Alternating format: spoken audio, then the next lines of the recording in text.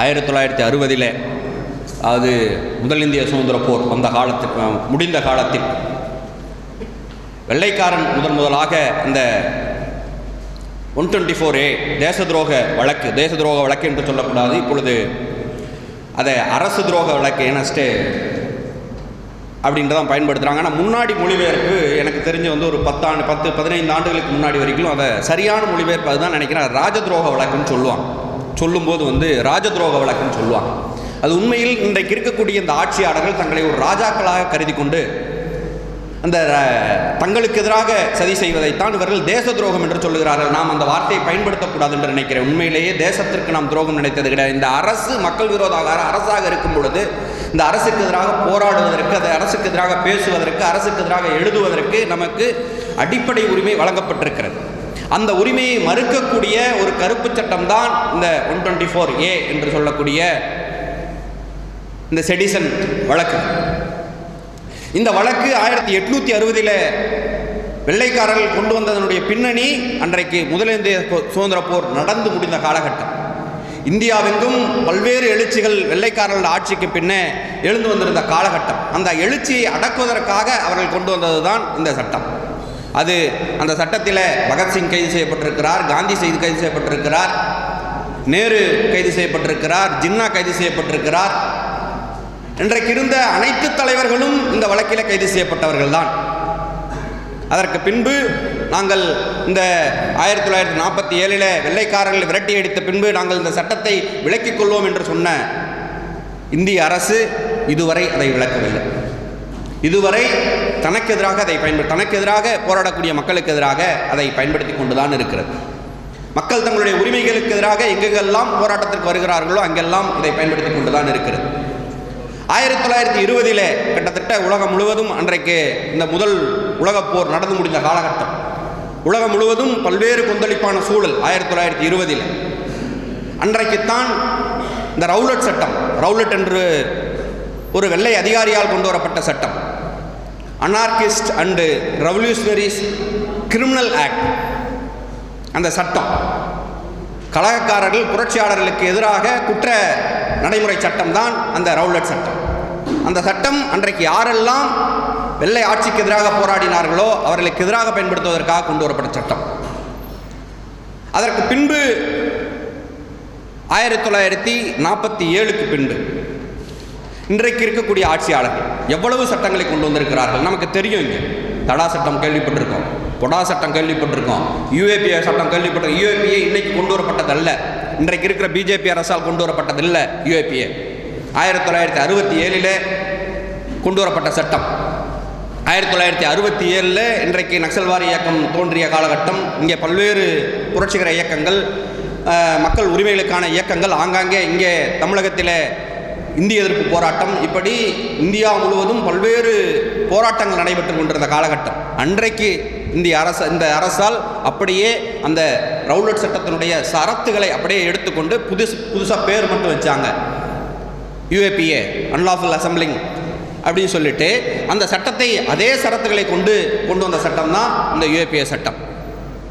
1960 கொண்டு வரப்பட்ட பின்பு, அது 67 கொண்டு வரப்பட்ட பின்பு அந்த சட்டம் அதுவும் போதாதுன்னு சொல்லி 1991 இவர்களால் தடா கொண்டு வரப்பட்டது. காங்கிரஸுடைய தடா இங்கே பயங்கரமாக தலைவிரிச்சாடுது, ராஜீவ்காந்தியை கொண்டுட்டாங்க, இந்திரா காந்தியை கொண்டுட்டாங்க, அதனால் கொண்டு வரப்படணும்னு இந்த தடா சட்டத்தினால் இதுவரை கைது செய்யப்பட்டு விசாரணையில் தண்டிக்கப்பட்டவர்கள் எவ்வளோ பேர்? 2%, 3% கூட கிடையாது. அதனுடைய தண்டனை கன்விக்ஷன் ரேட் 3%, 4% கூட கிடையாது. இன்றைக்கு UAPA பற்றி நம்ம பேசிகிட்டு இருக்கிறோம். UAPA கன்விக்ஷன் ரேட் வெறும் 2% தான். வெறும் 2% தான். 6000 வழக்குகளுக்கு மேல் பதியப்பட்டிருக்கிற இந்தியா முழுக்க. இதுவரைக்கும் அதில் அந்த வழக்கை நடத்தி வழக்கில் குற்றவாளிகள் என்று தண்டிக்கப்பட்டவர்கள் என்று பார்த்தீங்கன்னா 130 வழக்குகள் கூட கிடையாது. 6000 வழக்குகள், 130 வழக்குகள் கூட இதுவரை தண்டனை ரேட் கிடையாது. அந்த தண்டனை ரேட்டு கூட இந்த 130 வழக்கு கூட எப்படி நடந்துச்சுன்னு பார்த்தீங்கன்னா, தமிழ்நாட்டில் உதாரணத்துக்கு நம்ம எடுத்துக்குவோம். இங்கே இருக்கக்கூடிய அந்த NIA கோர்ட் போய் பார்த்தீங்கன்னா தெரியும். அந்த கோர்ட்டுக்கு நான் ரெகுலராக போயிட்டு இருக்கிறவன். என் மேலே ஒரு வழக்கு இருக்குது, பொடா வழக்கு இருக்குது. 20 ஆண்டுகளாக அந்த கோர்ட்டுக்கு நடந்துகிட்டு இருக்கிறேன். அங்கே நடக்கக்கூடிய UAPA கேசஸ்லாம் எப்படி நடக்கும்னு பார்த்தீங்கன்னா, அவன் ஒன்றும் கிடையாது, 4 வருஷம் 5 வருஷம் பெயிலே கொடுக்காம உள்ளே வச்சுருவான். பெயிலே கொடுக்காம உள்ளே வச்சு என்ஐஏ தான் நடத்துகிறான். அங்கே இருக்கக்கூடிய எல்லா கேஸும் என்ஐஏ கேஸ் எல்லாமே யூஏபிஏ கேஸ். அந்த கேஸில் 5 வருஷம் கழித்து வந்து பேரம் பேசுவான். என்ன பேசுவான்? இருந்த காலத்தை செட் ஆஃப் ரிலீஸ்னால் இருந்த காலத்தை தண்டனை காலமாக கழித்து நான் உன்னை வெளியே விட்டுறேன், நீ கேஸ் நடத்தி விடுதலை அடைஞ்சு போயிடணும்னு நினைக்காது. ஏன்னா அவன் குற்றமே செய்யாதவன் தான். அவன் கேஸ் நடத்தி விடுதலை அடைஞ்சு போகணுன்னா கேஸை நடத்தி விடுதலை அடைய விட மாட்டாங்க, கேஸை இழுத்தடிப்பாங்க. அப்போ கேஸ் நடத்தி விடுதலை நீ ஒத்துக்கிட்ட அப்படின்னா இருந்த காலத்தை நான் இப்படி ஒரு உடன்பாட்டுக்கு வரும். உடன்பாட்டுக்கு வந்து முடிக்கிற கேஸ் தான் தமிழ்நாட்டில் அதிகமான யூஏபிஏ கேசஸ். இந்த 2% வழக்குகள் 2% தான் கன்விக்ஷன் ரேட்டுன்னு சொல்கிறோமோ, இந்த கன்விக்ஷன் ரேட்டு கூட எப்படி வருதுன்னு பார்த்தீங்கன்னா இப்படி தான் வருது. உடன்பாட்டு நீ ஒத்துக்கோ அப்படின்னு சொல்லி ஒப்புக்க வச்சு அந்த வழக்குகளை பிரித்து சட்ட நடைமுறைகளுக்கு மீறி தான் அந்த கோர்ட்டும் நடந்துகிட்டு இருக்குது. இப்படியான சட்டங்கள் தான் இன்றைக்கி வந்து நடைமுறை. இன்னைக்கு பொடா எடுத்துக்காங்க. பொடா சட்டம் கிட்டத்தட்ட தமிழகத்தில் 5 வழக்குகள் போடப்பட்டது. ஒன்று வைகோ அவர்கள் மீது, வைகோ அவர்கள் உள்ளிட்ட 9 பேர் மேலே போடப்பட்டது. இன்னொன்று வந்து நெடுமாறன், சுபவி இவங்க உள்ளிட்ட ஒரு 8 பேர் மேலே போடப்பட்டது. அடுத்து இன்னொரு வழக்கு நக்கீரன் கோபால் மீது போடப்பட்டது. இன்னொரு வழக்கு நம்ம புதுக்கோட்டை பாவாணன் மீது போடப்பட்டது. இன்னொரு வழக்கு எங்கள் மேலே போடப்பட்டது. 4 வழக்குகள் பின்னாடி ரிவ்யூ கமிட்டியில் தள்ளுபடி செய்யப்படுகிறது. 2004 இந்த வழக்குகளுக்கு முகாந்திரமே கிடையாது அப்படின்னு சொல்லிட்டு இங்கே தமிழ்நாட்டில் மொத்தமாக பதியப்பட்ட வழக்குகள் 5 வழக்குகள். பொடா வழக்கு, அதுவும் ஜெயலலிதாவால் பதியப்பட்டது. ஜெயலலிதாவால் பதியப்பட்ட 5 வழக்குகளில் 4 வழக்குகள் எந்த முகாந்திரமும் இல்லைன்னு தள்ளுபடி பண்ணப்பட்டுச்சு. எங்கள் ஒரே ஒரு வழக்கு மட்டும்தான் முகாந்திரம் இருக்குது, அதில் ஒருத்தரை தள்ளுபடி பண்ணாங்க. முகாந்திரம் இருக்குதுன்னு சொல்லிட்டு கூட அவங்க என்ன சொன்னாங்கன்னா இதில் கான்ஸ்பிரசியே நடக்கலை, அது இன்னும் வழக்கு நிலுவையில் இருக்குது, எங்கள் வழக்கு கூட இன்னும் முடியல. நாங்களும் அந்த கேள்வி கேட்டிருக்கோம் உயர்நீதிமன்றத்தில். கான்ஸ்பிரசியே நடக்காத போது எப்படி இந்த சட்டத்தை இந்த இன்சிடென்ட் நடந்திருக்கும்னு நீங்கள் சொல்கிறீங்க? எப்படி இந்த சட்டம் எங்களுக்கு பொருந்தும்? ஆக எங்களுக்கும் அந்த சட்டம் பொருந்தாது. இது வந்து கான்ஸ்பிரசி நடக்காத போது எங்களுக்கும் இந்த சட்டம், எங்கள் மீதும் இந்த பொடா சட்டத்தை பாய்ச்சிய தவறுன்னு உயர்நீதிமன்றத்தில் வழக்கு நிலுவையில் இருக்குது. காங்கிரஸ் அரசு தன்னுடைய தேர்தல் அறிக்கையில் சொல்லியிருந்து நாங்கள் வந்த உடனே பொடா சட்டத்தை வாபஸ் வாங்குவோன்னு. சரி, வாபஸ் வாங்க போகிறாங்க, நல்ல விஷயம். இந்த வழக்குகள்லாம் வாபஸ் வாங்கிடுவாங்கன்னு நினச்சா வந்த உடனே அவங்க தான் சொன்னாங்க நாங்கள் பொடா சட்டத்தை வாபஸ் வாங்குகிறோம். எப்போ? இந்த தடா சட்டம், பொடா சட்டம் போன்ற சட்டங்கள்லாம் ஒவ்வொரு 3 ஆண்டுகளுக்கு ஒரு முறை பாராளுமன்றத்தில் மீண்டும் மறு ஒப்புதல் பெற வேண்டும். இது 2001 இவங்களா 2002 பிஜேபி அரசால், பழைய வாஜ்பாய் அரசால் கொண்டு வரப்பட்ட சட்டம். மீண்டும் 2004 அதுக்கு மறு ஒப்புதல் வாங்க வேண்டிய காலகட்டம். அப்பொழுது காங்கிரஸ் வந்து விடுகிறது. அடுத்த 10 நாள் தான் இருக்குது பாராளுமன்றத்தில் இதுக்கு ஒப்புதல் வாங்க வேண்டிய நேரம். ஆனால் இவங்க தேர்தல் அறிக்கையில் சொல்லியிருக்கிறாங்க நாங்கள் வாபஸ் வாங்குவோம் அப்படின்னு சொல்லிட்டு. அப்போ நாங்கள் என்ன நினைக்கிறோம், இன்னும் ஒப்புதல் வாங்க, தடா சட்டத்தை அப்படி தான் விட்டாங்க, ஒப்புதல் வாங்காமல் விட்டாங்க. 6 ஆண்டு, அதாவது 91 கொண்டு வரப்பட்ட சட்டம் 93 94 வந்து மறு ஒப்புதல் வாங்கப்பட்டுச்சு. மீண்டும் 96 மறு ஒப்புதல் வாங்காமல் அப்படியே காலாவதியாக விட்டாங்க. காலாவதி ஆகி போயிடுச்சு. ஆனால் பொடா சட்டத்தை நாங்கள் திரும்ப பெறுவோம் என்று சொன்னார்கள், காலாவதியாக விடலை. சரி, ஓகே, திரும்ப பெறுவதற்கான அர்த்தம் என்ன அப்படின்னு பார்த்தோம்னா அந்த சட்டத்தில் இருக்கக்கூடிய எல்லா வழக்குகளும் வாபஸ் வாங்கப்படும் அப்படின்றதான் அர்த்தம். அப்போது இவங்க ஆனால் வந்து அதில் ஏதோ ஒரு வேலை காட்டுறாங்களே, இதில் நம்பிக்கை இல்லையே அப்படின்னு பார்க்கும்போது தான் தெரிஞ்சுது. முன்தேதியிட்டு வாபஸ் வாங்கலை. என்னைக்கு அந்த சட்டத்தை வாபஸ் வாங்குறாங்களோ, இந்த ரிப்பீலிங் ஆக்ட் அப்படிங்கிறது வந்து என்னைக்கு வாபஸ் வாங்குறோம் அன்னையிலேருந்து புதிய வழக்குகள் பதிய மாட்டோம் அப்படின்றது தான். அப்போ அதுக்கு இன்னும் 10 நாள் விட்டிங்கன்னா தானாக காலாவதி ஆகி போயிடும். அதுவே வாபஸ் வாங்குறேன்னு சொல்கிறதே ஒரு நாடகம். அன்னைக்கு அடுத்த 10 நாள் விட்டுருந்தா வழக்குகள் பதியப்படாமல் அந்த சட்டம் காணாமல் போயிருக்கும், தானாக காலாவதி ஆகிருக்கும். ஆனால் 10 நாளைக்கு முன்னாடி வாபஸ் வாங்குறேன்னு சொல்லி ஒரு இது பண்ணாங்க. ஏன் அதை பண்ணாங்க அப்படின்னா யூஏபிஏ சட்டத்தை மீண்டும் ஆக்டிவேட் பண்ணுறதுக்காக கொண்டு வரப்பட்டது. அது காங்கிரஸ் கவர்மெண்டால் கொண்டு வரப்பட்டது. 1967 கொண்டு வரப்பட்ட அந்த சட்டம் மீண்டும் 84 ஒரே ஒரு சின்ன திருத்தம் பண்ணப்பட்டு அது அமெண்ட்மெண்ட் கொண்டு வரப்பட்டது. அது இதாகுது, ஆனால் அது இன்ஆக்டிவாக தான் இருக்குது. அந்த சட்டம் பயன்படுத்தப்படலை. 2004 பிஜேபியை திருப்திப்படுத்துவதற்காக நீங்கள் இன்னொன்று பார்க்கணும். பொடா வரும்பொழுது, பொடா எப்போ வந்துச்சு? இதே போல் அமெரிக்காவில் பேட்ரியாட்டிக் ஆக்ட் இருந்துச்சு. பேட்ரியாட்டிக் ஆக்டினுடைய ஒரு தழுவல் தான். அதே சரத்துகள் அப்படியே எடுத்துக்கிட்டு பண்ணோம். நமக்கெல்லாம் தெரியும் குவாண்டனாமா சிறை பற்றி. குவாண்டனாமா சிறை 2001, 2002, 2003 நம்ம பரவாயில்ல எல்லாரும் பார்த்தது.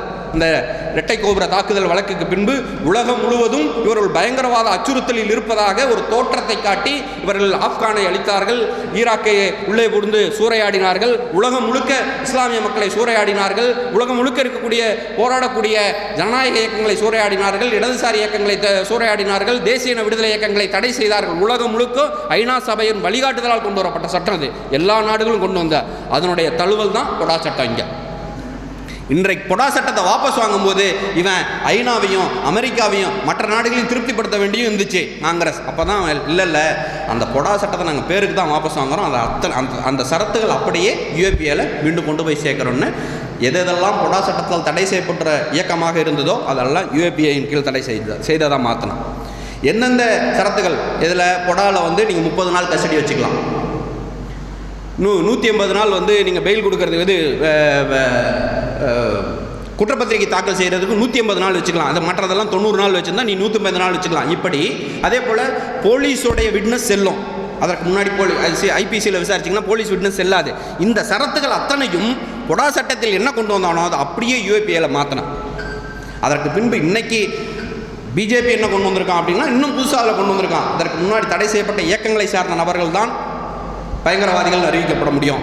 இப்போ 2019 பிஜேபி கொண்டு வந்ததில் தனிநபர்களே தனிநபர் பயங்கரவாதின்னு அறிவிக்கப்பட முடியும். அவர் எந்த இயக்கத்தை சார்ந்தவராக அமைப்பை சார்ந்தவராக இருக்க வேண்டிய அவசியம் கிடையாதுன்றது தான் இவர்களுடைய திருத்தங்கள். இப்படி இது மட்டும் கிடையாது, தடா வந்துச்சு, பொடா வந்துச்சு.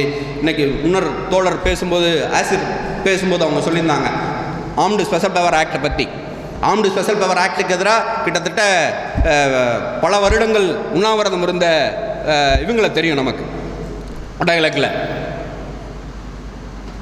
வந்து உண்ணாவிரதம் கிட்டத்தட்ட 16 ஆண்டு கால உண்ணாவிரதம் பெருசாக வந்து சட்டத்தை வாபஸ் வாங்கல. இன்னைய வரைக்கும் அந்த சட்டம் இருக்குது.